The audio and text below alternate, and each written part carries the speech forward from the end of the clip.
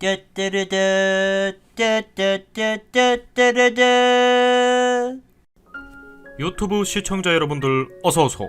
사일남 송선생이라 하오. 먼 길 찾아오시느라 고생했소이다. 그러면 거두절미하고 오늘의 사연 바로 시작하겠소. 오늘의 사연은 대출받아서 친정에 생활비를 주던 남편이랑 이혼소송 이야기라 하오. 큰아이 가지고 26살, 이르다면 이른 나이에 결혼을 했네요. 돈이 없고 가진 게 없어도 행복하다고 나름 위로하며 버티고 살았던 것 같습니다. 큰아이 낳고 독박 육아하며 아파도 내 새끼 굶길 수 없다는 생각으로 독하게 버티고 키웠습니다. 생활비가 쪼들리면 친정에 아쉬운 소리 해가며 손 벌리고 친정엄마나 외할머니께서 애기 오시며 뭐며 그나마 사주시니 감사하게 생각하며 살았습니다. 남편 직업상 매년 월급 오르는 거 보며 그래도 지금은 힘들어도 살다 보면 괜찮게 살 날이 오지 않겠는가 했습니다. 6년을 사는 동안 단 한 번도 돈 문제로 싸우진 않았었네요. 매번 모자라는 돈 친정엄마한테 빌려서 메꾸고 살았어도 그걸로 뭐라 한 적 한 번도 없고요. 둘째 낳고 나서 일이 크게 터졌습니다. 저 몰래 대출을 받아서 시댁에 가져다 주고 있었어요. 그 돈을 결혼 생활 내내 모르고 있다가 이자를 안 내니 저희 집으로 날라와서 알게 됐습니다. 6천만 원이나 되는 돈을 갚을 길이 없어 결국 개인 회생을 했죠. 처음으로 돈 때문에 싸우게 됐습니다. 그래도 개인 회생으로 수습한 걸 다행이라고 생각하자면서 그래도 잘못했다고 비니까 그걸 믿고 다시 잘 살자 생각했습니다. 하지만 사람 마음이 전 같진 않더군요. 괜히 시어머니를 보면 화가 나고 웃으며 대화하고 싶어도 잘 되질 않았습니다. 억울했고 화가 나서 점점 시댁 가는 것 또한 꺼려지기 시작했습니다. 그러다 애들 먹여 살리고 제대로 살기 위해선 제가 돈을 벌어야겠다고 생각하게 됐죠. 친정엄마한테 빌린 돈도 돌려주고 싶었고요. 그래서 상의 끝에 서울 친정으로 제가 얘들을 데리고 이사를 했습니다. 주말 부부를 하기로 한 거죠. 남편과 살던 곳은 촌이라 일할 곳이 없었기도 했고 애들이 어려서 맡길 곳도 필요했으니까요. 이사를 하고 직장 생활을 하며 1년 정도를 보냈고 친정이 어느 정도 빚을 갚고 아이들이 남편과 떨어져 사는 걸 많이 힘들어 하더군요. 아빠는 아빠인 건지 만나고 헤어질 때마다 울고불고 하는 것이 마음이 아파서 다시 함께 살게 되었습니다. 다시 합치면서 저는 한 달 생활비만 내게 주고 나머지는 남편에게 관리하라고 했습니다. 더 이상 돈 관리에 머리가 아프고 싶지 않았고 더 이상 친정에 손 벌리지 않겠다는 생각에서였습니다. 돈 관리를 어찌 하는지 첫 달부터 50만 원을 주더군요. 생활비라면서. 애들 어린이집 비용과 식비로 사용하라고 하더군요. 더 달라고 하니 다른 데 다 써서 돈이 없다고 합니다. 그러더니 나가서 아르바이트라도 하라고 합니다. 운 좋게 애들 어린이집 보내고 몇 시간이라도 할 수 있는 아르바이트 자리가 생겨서 다니기로 했습니다. 직장맘들이 참 힘들구나 싶더군요. 남편은 도와주지도 않고 아침에 애들 겨우 준비시켜 어린이집 차 태워 보내고 출근하고 퇴근해서 오자마자 애들 데려오고 저녁 준비하고 차리고 먹고 씻기고 재우고 나면 11시. 그때부터 밀린 집안일들을 해치우고 잠들면 1시에서 2시 정도 됩니다. 단 한 번도 도와주지 않는 남편이었지만 싸우고 싶지 않아 묵묵히 했습니다. 제가 일을 하고 나니 50만 원이던 생활비가 30으로 20으로 줄더군요. 대체 어디에 돈을 써서 돈이 없는 거냐고 화를 내도 전부 공과금 내고 해서 없다고 합니다. 그러다 알게 됐죠. 시어머니께 생활비를 드리고 있더군요. 더는 참을 수가 없어 친정에 이야기하고 아이들 짐을 대충 싸들고 친정으로 갔습니다. 친정에선 일단 마음 추스릴 때까지 있으라고 하더군요. 며칠 생각을 하고 다시 제대로 이야기를 해봐야겠다 생각하고 집으로 갔습니다. 애들을 위해서 이혼하고 싶진 않았으니까요. 집에 가니 낯선 짐들이 있더군요. 그리고 저녁 때가 되니 남편이 친구와 함께 들어옵니다. 친구가 데려 내게 인사를 하며 사정이 생겨 며칠 신세지게 됐다고 말합니다. 그때까지 한마디도 안 하던 남편은 갑자기 낚시를 하러 가자며 친구와 나가서 안 들어오더군요. 다음날 오후가 되어도 오지 않기에 다시 친정으로 돌아왔습니다.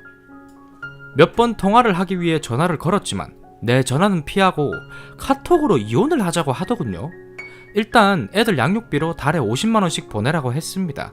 퇴직 예정이라 퇴직금도 반 달라고 했고요. 지금 사는 집 보증금도 우리 친정에서 준 돈이니 돌려달라고 했습니다. 그러더니 잠수를 타더군요. 계속 전화를 하고 카톡을 하니 한 달 뒤에 연락이 왔습니다.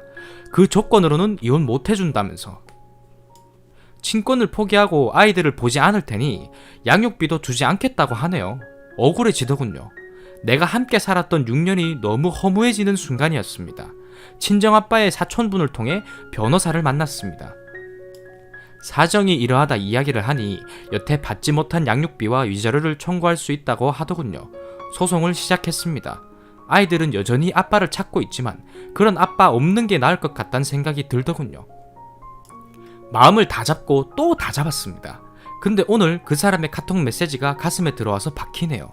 연말은 사랑하는 소중한 사람들과 저와 아이들은 이 사람에게 뭐였을까요? 가슴이 무너져 내리네요. 살고 싶지 않다는 여태 낭비한 내 인생이 슬퍼집니다. 자는 아이들이 안쓰러워서 여태 믿고 살던 내가 바보 같아서 그냥 너무 슬퍼지네요. 5년 후의 후기입니다. 5년 전에 이혼소송 시작했던 여자입니다.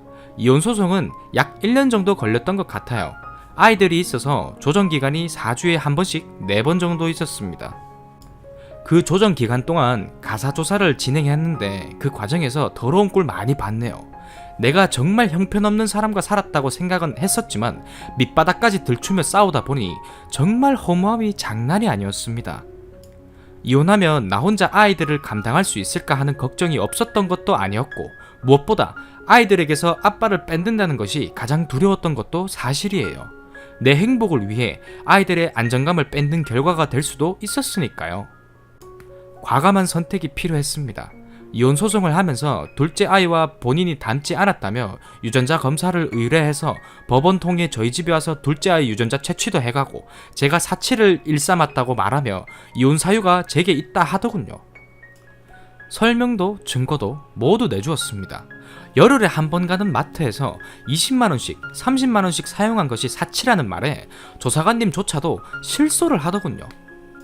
명절 당일 제사 지내고 큰집 식구들 손님 치러야 한다고 친정도 늦게 가던 저였는데 본인은 초저녁에 친정에 출발했다고 하기에 그 초저녁이 몇 시냐니 10시에서 11시라고 당당하게 말하던 사람입니다.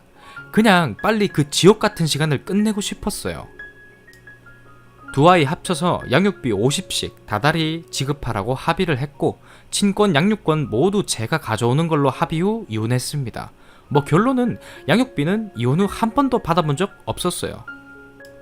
저 또한 달라는 소리 못했습니다. 연락처를 바꿨더라고요.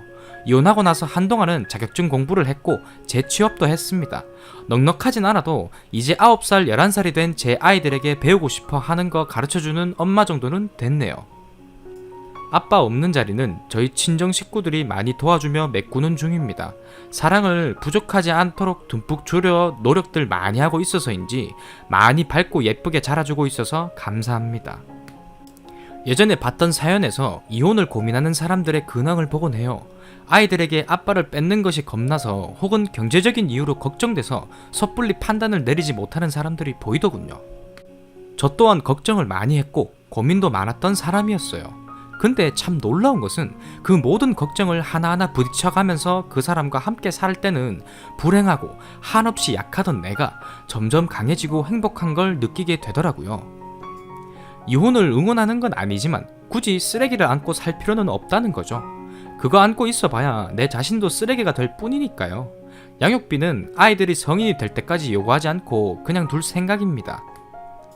그 양육비를 아이들이 성인이 된 후 한 번에 요구할 수도 있다고 하더라고요. 그 돈은 아이들의 선택에 맡기려고 합니다. 이혼하고 단 한 번도 아이들을 찾지 않은 것 보면 부성애 따위가 애초부터 없었던 인간이니 차라리 그런 아빠 없는 게 아이들에겐 더 행복하겠다 싶기도 하고요. 생각보다 아이들은 아빠를 찾지 않더군요. 저는 결론적으로는 이혼 후 스트레스가 없어서 훨씬 심적으로 안정된 나날을 보내게 되었어요.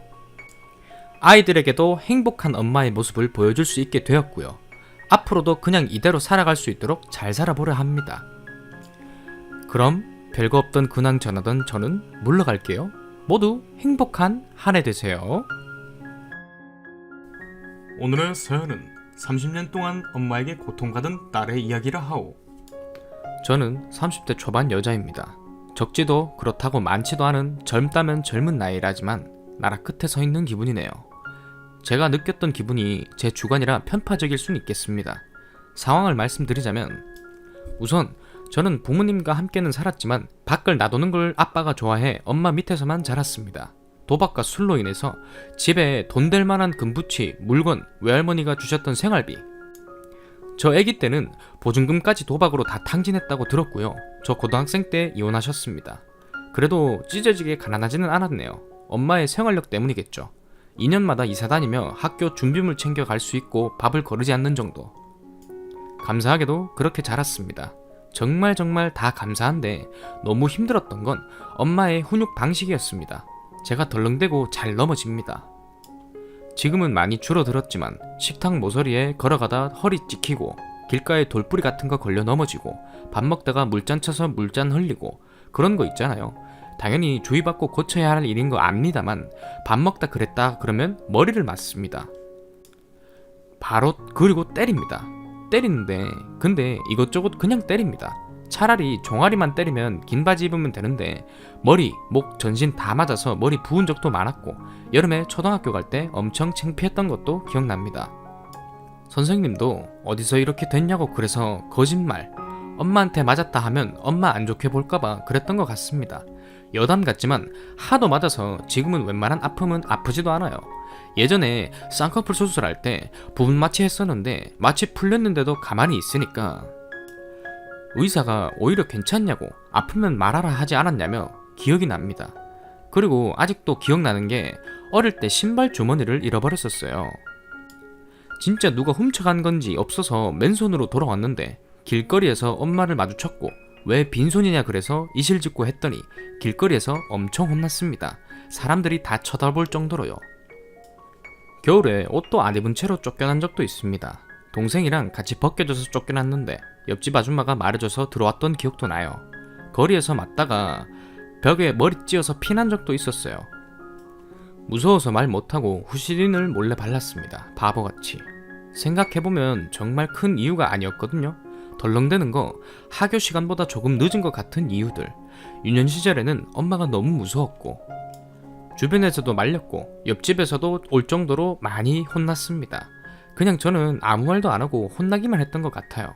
이유는 아빠처럼 안 되게 하려고, 아빠 역할도 내가 해야 한다는 그런 거라고 합니다. 잘해주신 거 알고 항상 따뜻한 밤 챙겨주고 지금 생각해보면 쉽지 않은 거 아는데도 그땐 이런 거 안 해도 되니 제발 안 때렸으면 했어요. 대화하다가 좀 제가 어벙하게 말하면 머리를 맞으니까 눈치 보고 주눅 들게 살았던 것 같습니다. 아빠 때문에 엄마가 우울증이 있었어요. 그런데 제가 20살 되고 술도 처음 먹어보고 알바도 해보고 남자친구도 처음 사귀어봤고요. 귀가 시간이 많이 늦어졌습니다. 알바가 밤 11시에 끝나니 술 한잔하고 오면 2, 3시 정도 됐는데 그런 저를 기다리다 보니 엄마도 술을 마시기 시작했다고 합니다. 당연히 또 맞았고요. 핸드폰을 던져서 박살내고요. 그에 대한 응징도 받아가면서도 노는 게 좋아서 놀았습니다. 하지만 단연코 나이트 같은 유흥이 아니라 고등학생 때 알바했던 친구들이랑 술 마시고 논 거고 물란하게 논 적 없었습니다. 엄마가 아빠를 나이트에서 만났고 또 고등학교 때 엄청 비행 청소년이었다고 합니다. 해본 사람이 안다는 식의 그런 의미? 그렇게 말했습니다. 그래서 늦게 오는 걸 극도로 싫어합니다. 늦게 다녀서 그런 일 생기는 거라 합니다. 22살쯤에 집을 나갔어요. 결국엔 돌아오지 말았어야 했는데 엄마가 저랑 갈등했을 때 정신과를 다니셨는데 그때 받은 약을 다 드시고 응급실 가셨다고 합니다. 돌아왔습니다. 그리고 귀가 시간은 10시가 되었습니다. 9시가 조금 넘으면 문자가 옵니다. 그리고 술 사와라, 빨리 와서 청소기 돌려라로 시작합니다. 집 돌아온 후로 잘 한다고 잘 했습니다. 집안일 다 했고요. 강아지 키우는데 산책이랑 케어 다 했고요. 동생 하나 있는데 아무것도 안 해요. 그냥 제가 다 했습니다. 가스라이팅까지는 아닌 것 같지만 주입식처럼 퇴근하고 오면 설거지, 청소기, 엄마 안주를 준비합니다. 남자친구가 그때 있었는데 이해해주는 편이어서 5년 가까이 만나면서 여행은 한두 번 가본 것 같네요. 회사 MT 핑계로 며칠 설득해가지고 10시 좀만 넘으면 요게 더 늦으면 물건 던집니다. 친구들이랑 여행 못 가봤습니다. 해외는 또 위험하답니다. 나도 이 나이 되도록 못 가본 걸 뭘 그런 나이에 가려 하냐는 등 친구들은 아무 이유 말 안 해도 그냥 아니까 이해해주는 것 같았습니다. 누구에게도 솔직하지 못했던 것 같네요, 저는. 그게 어느 순간부터 멀어지더라고요. 알게 모르게 점점. 대화 주제에서도 공감이 안 되고. 참고로 사회생활 처음부터 월급은 엄마가 관리해준 데서 다 줬고 처음에 15만원 받다가 20만원 받았습니다. 참 병신 같네요. 나중에는 데이트며 경조사 놀 돈이 필요한데 내가 관리한다고 하니 너가 관리하면 돈 다 쓴다. 강경하게 안 된다. 이래서 대출에 손을 댔습니다. 월급 세후 100만원 좀 넘게 받을 시절에 엄마 70 주고 남은 돈으로 생활이 안 되니까요, 당연히. 현재 모은 돈 하나 없습니다. 월급이 점점 올라도 엄마 주는 돈은 올라갔고요. 나중엔 월급 명세서도 위조했습니다. 그것도 갖고 오라고 하니까요. 왜 이렇게까지 하셨을까요, 정말. 엄마는 일 안 하시고 있던 돈 아껴서 쓰는 것 같더라고요. 제가 드린 돈이랑 합쳐서. 살면서 저는 제가 망나니 악마 최악의 인간이라고 생각했습니다. 31살쯤에 울면서 친구한테 말했어요. 친구는 내 주변에 너가 제일 착해. 너처럼 잘하는 사람이 없어. 왜 그렇게 생각하니? 였습니다. 엄마 친구는 그럽니다. 너 힘든 거 아는데 너를 너무 사랑해서 그런 거다. 너 없으면 죽는다. 외할머니도요. 엄마 우울증은 심해져 갔고 의사 선생님도 만나봤는데 그러더군요. 난치성 우울증이라 완치는 어렵다고요. 한마디로 잘하고 잘해서 나아졌다가 한 번에 화나는 뭔가의 일이 생기면 다시 원래대로 돌아간답니다. 희망이 없는 것 같았습니다. 점점 엄마의 존재가 애증의 관계로 바뀌더라고요. 내가 안 챙겨주면 밥 안 먹고 뭐든 내가 해줘야 하니까. 내가 없으면 안 되니까. 강한 압박감이 생겼고 7년 정도가 지나니 저도 미치는 것 같더라고요. 엄마가 목을 신용을 할 때도 뛰어내린다 할 때도 약을 수십 알을 먹는다 할 때도 감정 없이 자식이라면 말려야 하잖아. 이런 기분으로요. 응급실 가도 멍 때리다 간호하고. 그랬던 이유가 정말 그럴 만한 게 아니었거든요. 30살에 집 나왔습니다. 결국에 또 그렇게 했습니다. 야근하고 밥 먹고 10시 반에 집에 왔는데 문 걸어 잠그더라고요. 보조 안전장치? 그것 때문에 안 열리더군요. 전화를 몇십 통 해도 너 같은 년 필요 없다. 나가 죽어라. 이런 얘기만 하니 나간다고 했습니다. 그러니까 열어주더라고요.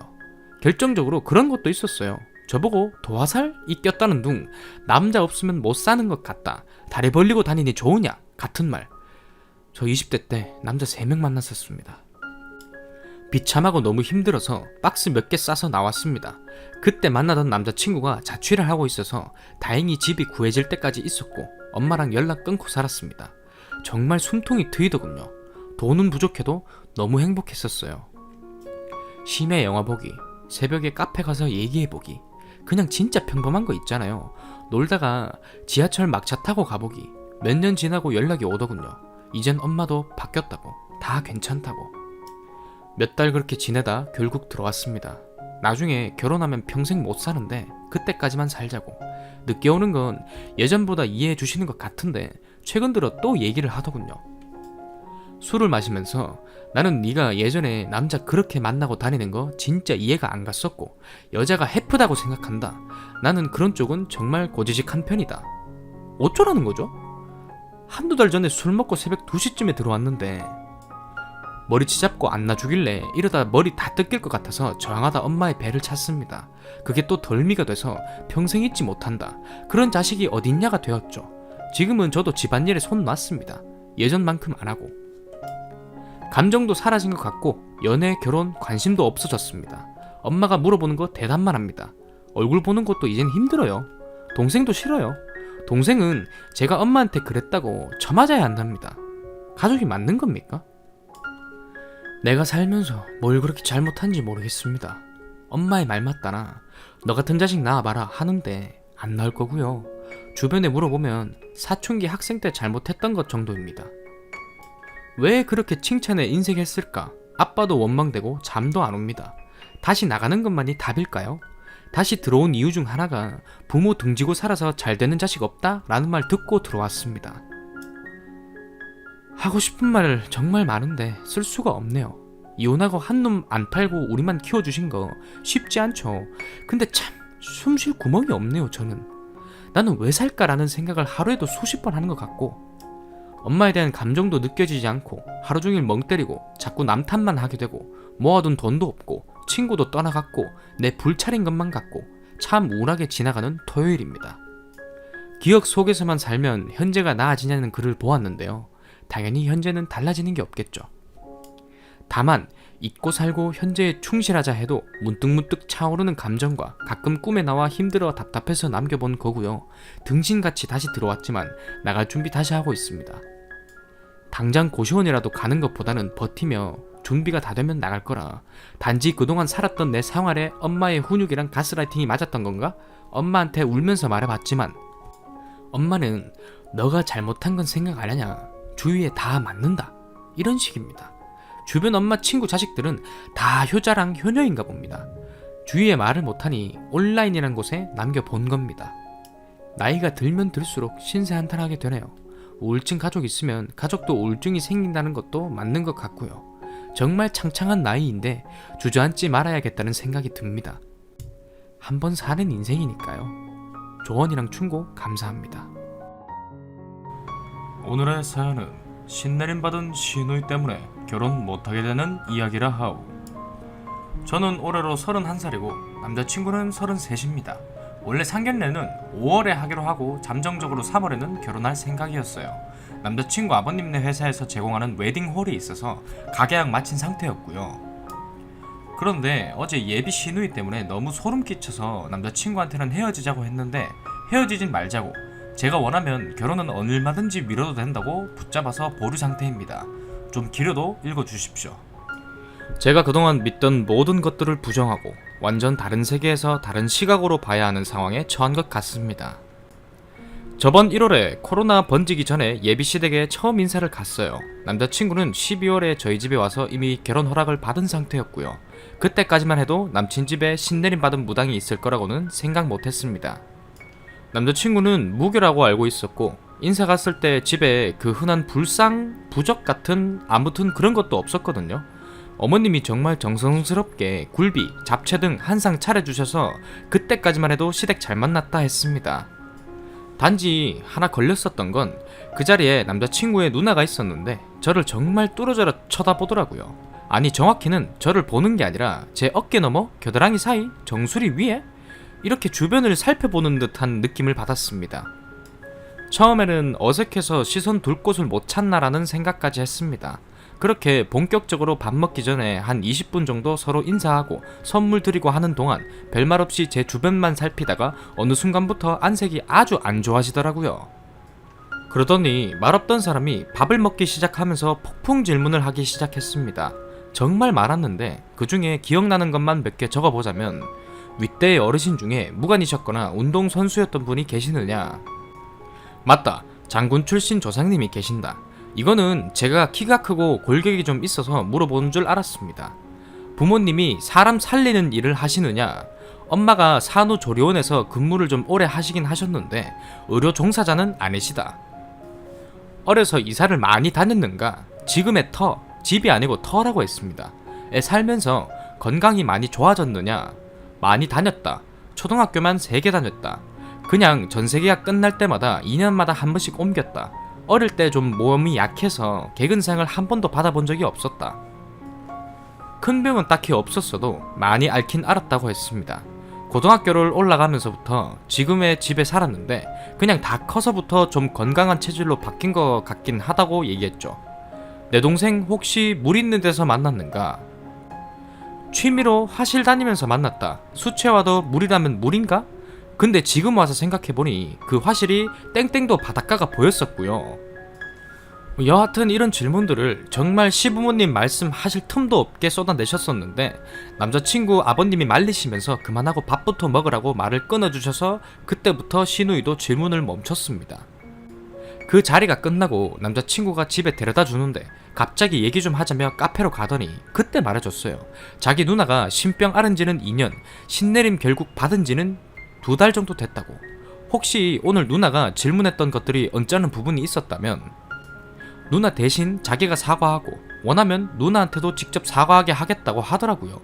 근데 솔직히 예비 시부모님 두 분 다 너무 점잖으시고 누님 질문이 좀 생경하긴 했지만 기분 좋게 마무리된 자리라 그래서 그런 질문들을 하고 깨달은 거지 기분 나쁘진 않았습니다. 저는 무교인데 그냥 종교는 다 사람들이 만든 문화? 사회? 라고 인문학적 관점으로 생각해서 그다지 선입견도 없었거든요. 저한테 강요한다면 싫겠지만 그래서 기분 나쁠 거 없었다고 하고 그날은 집에 잘 들어갔었고 그 후로 어머님이랑 간혹 전화하면서 결혼에 관해 상의하면서 잘 지내고 있었습니다. 그런데 4월 5일에 갑자기 모르는 번호로 전화가 오길래 안 받았더니 바로 문자가 왔어요. 바로 남자친구의 누나였고 너무나도 정중하고 긴 문자로 꼭 만나서 할 이야기가 있으니 제가 불편하거나 바쁘지 않으면 잠시만 시간 내달라고 했습니다. 제가 원하는 장소로 올 테니 어디든 말만 하라고까지 하면서요. 무슨 일인지 물어보니 만나서 할 이야기라며 미신 쫓고 의문스러워 보이는 거 알지만 남자친구한테는 말하지 말고 둘이서만 보자면서 아니 사실 남자친구한테 말한다고 해도 이해한다고 그저 둘이서만 만나서 잠시만 이야기하자고 했습니다. 결국 그 다음 날인 월요일에 점심때 근처 번화가 카페에서 만났어요. 점심이라도 같이 하려고 했는데 밥은 됐다면서 밥 먹으면서 할 이야기 아니라고. 평일 점심때였고 근처에 회사가 많지도 않은 술집 많은 번화가에 있는 카페라 한적해서 진짜 카페에 저희 두 사람밖에 없었습니다. 근데 남자친구 누나가 한참을 저를 쳐다보다가 목구멍까지 할 말이 올라왔다가 다시 삼키고 하는 행동을 하더니 결국 하는 말이 내 남동생이랑 결혼하지 마세요. 그래야 땡땡씨가 살아요. 근데 그 표정이 너무 진짜 저를 걱정해서 하는 말이라는 그런 표정 있잖아요. 너무너무 기분 나쁘고 소름이 끼치는데 뭐라고 할 수 없을 만큼의 참 그런 표정 있잖아요. 그래서 그게 무슨 소리냐고 했더니 사실 제 남자친구한테는 안 좋은 귀신이 붙어 있답니다. 억지로 떼어내려고 하면 남자친구한테 더 안 좋은 일들이 일어나기 때문에 장시간 공을 들여야 한다고. 그 귀신은 남자친구의 증조 할아버지의 본처. 하지만 그 귀신은 딸을 낳았으나 일찍 돌아갔고 아들을 낳지 못해 결국 쫓겨났고 지금의 자손들은 후실의 자손들이라고 합니다. 그래서 그 본처가 귀신이 돼서 이 집안 남자들한테 붙어서 대를 끊으려고 악에 받쳐 있다고 해요. 남자친구가 3대 독자인데 진짜 온 친척 통틀어 이 집에 각 대마다 남자가 하나씩밖에 없었다고. 그나마 대를 이어올 수 있었던 이유는 남자들이 결혼한 여자들이 기가 세면서도 너그러운 성품들이라 조상들이 한 맺힌 귀신한테서 여식들을 지켜냈기 때문이라면서. 실제로 남자친구의 할아버지는 결혼을 3번 하셨대요. 첫 번째 결혼은 남북 분단되면서 생이별 하셨고 두 번째 분은 사별하셨고 세 번째 할머니가 남자친구의 아버님을 낳으신 할머니시라고. 그러면서 저한테는 조상이 무관이라서 자손을 지키는 방식이 다소 호전적인 기운이라며 누구랑 만나도 시원시원하게 앞으로 치고 나가며 잘 살 사람인데 제 남자친구한테 부터 대를 끊으려고 혈안이 된 귀신과는 하필이면 상극이라고요. 보듬고 품어서 힘을 빼놔야 하는 한 맺힌 귀신인데 자꾸 싸우고 찢어 놓으려고 하면 더 악에 받쳐서 저를 해야 할 거라면서 남자친구가 아니라 제가 죽을 거래요. 여기까지 듣고 있자니 진짜 제 머리가 다 울리는 것 같고 속에서 신물이 올라오는 것 같기에 그냥 먼저 일어나겠다고 하고 인사도 제대로 안 하고 나와서 바로 택시를 탔습니다. 집에 들어서자마자 머리가 깨질 것 같더라고요. 토할 것 같고. 근데 이것마저도 그 귀신 때문인가? 라는 생각을 하고 있는 제가 더 소름 끼쳤어요. 그때는 남자친구한테 전화를 해서 지금 누나 만나고 왔는데 알고 있었느냐고 했더니 그거 다 헛소리라고. 우리 집에서 신내림 이런 거 믿는 사람 하나도 없다고. 자기 누나 정신병원 보내려고 했는데 병원에서도 강제 입원까지 시킬 소견은 없다고 해서 못한 거고 대놓고 나랑 아버지한테 소방 맞아 한 맺힌 할머니 귀신이 붙었다 하는 게 미친 거지 뭐겠냐면서. 그러면서 진즉에 나와 같이 있는 여자들이 다 그렇게 안 좋은 일 생겼을 거면 전 여자친구들은 다 죽어 없어야 하는 거 아니냐고. 그리고 저랑 사귀는 3년 동안 나쁜 일 생긴 거 있느냐? 없지 않냐? 오히려 더 좋은 데로 이직하고 금전적으로 더 나아지고 나쁠 건 없지 않았느냐? 근데 머릿속에 갑자기 프로포즈 받던 날이 지나가더라고요. 그날은 저희 둘 기념일이라 레스토랑에서 프로포즈를 받고 집으로 돌아가는 길에 골목에서 튀어나오는 어린애 때문에 핸들을 급하게 꺾어서 빌라 필로티 주차장 기둥을 박았고 남자친구는 하나도 안 다쳤는데 저는 갈비뼈의 골절까지는 아니고 멍이 들어서 병원에 가서 몇 주 치료 정도 받았거든요. 그때가 밤 11시쯤이었는데 웬 꼬마가 이 시간에 돌아다니나 생각했었는데 경황이 없어서 그 꼬마가 사고가 나는 거에 멈칫하더니 뛰어가는 것만 보고 블랙박스에도 제대로 찍히지 않았었고요. 하지만 이성적으로 생각했을 때 참 믿기 힘들고 터무니없는 소리라서 정말로 누나가 정신의학적으로 질환이 있는 거라면 앞으로의 결혼 생활에 마주치고 싶지 않다고 모든 정신질환자가 위험한 건 아니지만 남자친구 누나가 하는 얘기가 절 피폐하게 만든다고요. 그래서 남자친구가 그날 바로 누나 찾아가서 한바탕 하고 다시는 제 앞에 나타나지 말라고 했습니다. 예비 시어머니께서 며칠 뒤에 연락 주셔서는 누나는 아예 이제 다른 지방에서 따로 살기로 했다며 본인 신내림 받을 때 도와준 신어머니라는 사람이랑 산다고 했다고요. 이번 달 말에 이사 나간다고 안 들어도 될 소리 듣게 해서 미안하다고 하셨습니다. 남자친구 누나가 신내림 받던 때부터 이제 이 집 딸 누나로 살 수는 없다고 입버릇처럼 말했고 그저 낳아주신 은혜로 딸보다는 무당으로서 그 할머니 귀신 떼어놓고 가려고 남아있다 했대요. 그렇게 이제 다시는 볼일 없이 사나보다 하고 있는데 어저께 저녁에 아버지가 전화하셔서는 아버지 가게로 오라고 하셨고 갔더니 누나가 앉아있네요. 보자마자 아버지 가게는 어떻게 알았냐고 따져 물었습니다. 그랬더니 그냥 전에 집에 왔을 때 얘기하던 게 생각나서 이 동네 세차장 몇 군데 전화해 봤다면서 너무 어이가 없는 와중인데 아버지한테는 귀신이니 중니 사니 하는 얘긴 안 한 것 같더라고요. 그래서 가게에서 데리고 나와서 근처에서 얘기하는데 정말 헤어질 생각이 없느냐 다시 묻길래 진짜 날도 우중충해서 소름은 더 끼치고 없다고 안 마주치고 살기로 한 거 아니었냐고 했더니 알겠다며 잘 살라고 기도 많이 하겠다고 하더라고요. 그래서 또 엄청 진심인 듯한 그 표정이랑 말투에 알겠다고 근데 이렇게 연락 없이 오시는 건 좀 아니라고 했죠. 잘 지내시라고 하고 돌아섰습니다. 근데 제 뒤통수에다가 대고 저한테 관심 받으려고 쇼하다 죽은 귀신은 잡귀니까 금방 제 풀에 떨어져 나갈 거다 하고 가는 겁니다. 대학 때 누가 봐도 자기밖에 모르고 애정결핍 심했던 동기가 있었는데 저 좋다고 하면서 사람들한테 마치 제가 지꺼인 양 떠들고 다니다가 제가 공개적으로 망신 한번 줬다고 씩씩거리면서 깽판 나서 과에서 소외당하고 군대 가서 관심병사로 낙인 찍혔다가 자살한 애가 있는데 진짜 너무 소름 끼치고 역겹고 화나고 저희 아버지 세차장까지 수소문에 찾아왔다는 게 무서워서 그 길로 그냥 남자친구한테 헤어지자고 한 겁니다. 솔직히 제정신이 아니에요. 지금 저도 어제부터 한숨도 못 자고 재택근무 중인데 일도 손에 안 잡힙니다. 남자친구 누나의 저런 말들 제가 귀담아 들어야 하는 건가요? 진짜 신빙성이 있는 말들인가요? 아니면 대충 애돌로 말하는 거에 제가 제 인생 가져다가 살을 붙여서 공룡처럼 키우고 있는 건가요? 이러다 제 정신이 이상해질 것 같습니다. 남자친구랑 결혼을 한 애 안 한 애가 아니라 무서워서 못하겠어요. 정말로. 오늘의 사연은 여기까지요. 재미있게 봤다면 구독, 좋아요, 알림 설정, 댓글까지. 재미없게 봤다면 구독, 싫어요, 알림 설정, 댓글까지. 그럼 이만 물러가겠소. 빠잉!